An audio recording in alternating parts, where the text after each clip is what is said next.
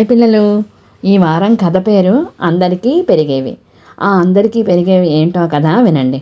ఒకనాడు జయనగరం రాజు మృత్యుంజయుడు సభలో సభికుల్ని ఉద్దేశించి ఒక ప్రశ్న వేశాడు. ఆ ప్రశ్న ఏంటంటే, అందరికీ పెరిగేవి ఏమిటి అని ప్రశ్నించాడు.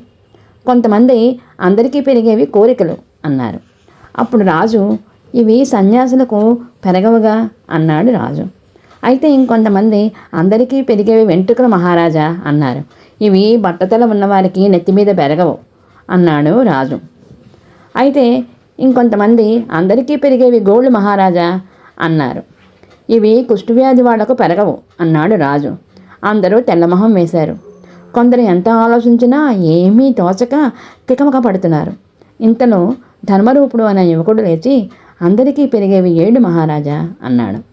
అందరికీ వయసు పెరుగుతూనే ఉంటుంది అని చెప్పి అతని ఆలోచనకు మెచ్చుకొని రాజు అతనికి 100 వరహాలు బహుకరించాడు. ఇదండి కథ. బాయ్ పిల్లలు, బాయ్. వచ్చే వారం కలుద్దాం.